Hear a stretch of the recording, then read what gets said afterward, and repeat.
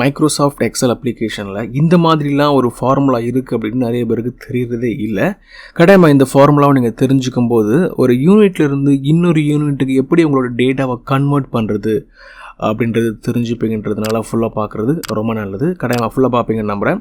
Subscribe இது வரைக்கும் நீங்கள் பண்ணலை அப்படின்னா சப்ஸ்கிரைப் பண்ணிவிடுங்க. பெல் ஐக்கானையும் எனேபிள் பண்ணிவிடுங்க. லைக் பண்ணிவிட்டு இந்த வீடியோ கண்டினியூ பண்ணுவீங்கன்னு நம்புகிறேன். நான் உங்கள் Prabhakaran from Prabhas MS office. வாங்க இந்த வீடியோக்குள்ளே போகலாம். ஓகே, இதில் என்ன பார்க்க போகிறோம் அப்படின்னா, கன்வெர்ட் அப்படின்ற ஒரு இன்ட்ரெஸ்டிங்கான எக்ஸல் ஃபங்க்ஷன் எப்படி பெர்ஃபார்ம் ஆக போகுது, எதெல்லாம் கன்வெர்ட் பண்ண முடியுன்ற ஒரு சின்ன ஐடியாவை நான் கொடுக்க போகிறேன்.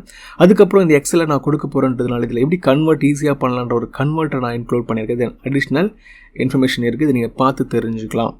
முதல்ல இந்த ஃபார்முலாவுடைய சின்டெக்ஸ், அதாவது இந்த ஃபார்முலா நம்ம எப்படி கன்ஸ்ட்ரக்ட் பண்ணணுன்றதை தெரிஞ்சுக்கலாம்.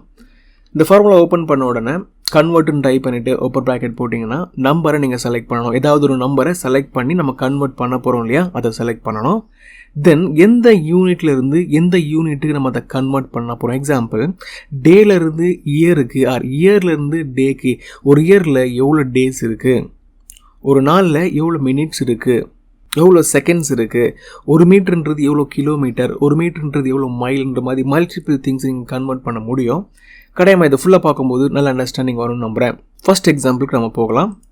இந்த எக்ஸாம்பிளில் ஃபீட்லேருந்து நம்ம மீட்டருக்கு கன்வெர்ட் பண்ண போகிறோம். நமக்கு நார்மலாக கன்வெர்ட்டர்ஸ் நிறைய இருக்குது இல்லையா, பட் நம்ம எக்ஸல்லே இருக்கிற கன்வெர்ட்டர்ஸை யூஸ் பண்ணுறது ரொம்ப நல்லது. ஏன்னா இதெல்லாமே ஸ்டாண்டர்ட் பேராமீட்டர்ஸ். ஏன்னா கரன்சியுடைய ரேட் மாறுற மாதிரி இதெல்லாம் மாறப்போவது இல்லை. ஸ்டாண்டர்டான ஒரு பேராமீட்டர் அண்ட் கன்வர்ஷன் அப்படின்றதுனால இதெல்லாம் ஃபார்முலா யூஸ் பண்ணுறது நல்லது. ஈக்குவல் டு போட்டுருங்க, கன்வெர்ட்னு ஓப்பன் பண்ணுங்கள். ஃபீட்டில் இருக்கிற இந்த மெஷர்மெண்ட்டை மீட்டருக்கு எப்படி மாற்றுறதுன்னு பார்க்க போகிறோம். இது பார்த்திங்கன்னா ரியல் எஸ்டேட் பண்ணுறவங்களுக்கு யூஸ்ஃபுல்லாக இருக்கும்.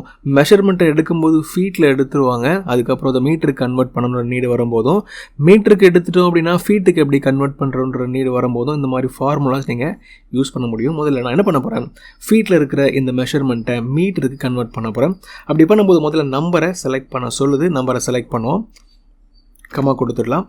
அடுத்த ஆர்குமெண்ட்டில் ஃப்ரம் யூனிட், எந்த யூனிட்டில் இருந்து எந்த யூனிட்டுக்கு கன்வெர்ட் பண்ண போகிறீங்கன்ற இந்த ஆர்குமெண்ட்டில் நம்ம ஃபீட்டில் இருந்து மீட்டருக்கு மாற்ற போகிறோம்ல. ஸோ ஃபீட்டை ரெஃபர் பண்ணுறதுக்கு FTன்னு கொடுக்கணும். டைப் பண்ணலாம், நீங்கள் அதை டபுள் கொட்டேஷனில் தான் டைப் பண்ணணும். ஏன்னா ஃபார்முலாக்குள்ளே டைப் பண்ணுறதுனால டபுள் கொட்டேஷன் போடணும். ஒருவேளை வெளியே நீங்கள் செலக்ட் பண்ணி இந்த FTன்றதை டைப் பண்ணி வச்சு செலக்ட் பண்ணுற மாதிரியான அக்கரன்ஸில் டபுள் கொட்டேஷன் வேணால் டைரெக்டாகவே செலக்ட் பண்ணாலே அதுவே புரிஞ்சுக்கும். அதனால் இப்போ நம்ம ஃபார்முலாக்குள்ளே FT போடுறதுனால டபுள் கொட்டேஷன் இன்க்ளூட் பண்ணியே ஆகணும். அதுக்கப்புறம் எந்த யூனிட்டுக்கு கன்வெர்ட் பண்ண போகிறீங்க, 2 யூனிட் இல்லையா. இதில் வந்து மீட்டர்ன்றது நம்ம சொல்லியிருக்கோம். ஸோ மீட்டருக்கு வந்து என்ன பண்ணோம் அப்படின்னா எம்னு நம்ம டபுள் கொட்டேஷனில் போடணும். ஹின்ஸ் இந்த இடத்துல இருக்குது, நீங்கள் இந்த இடத்துலையும் பார்த்து புரிஞ்சுக்கலாம். நான் டபுள் கொட்டேஷனில் எம்மை போடுறேன்.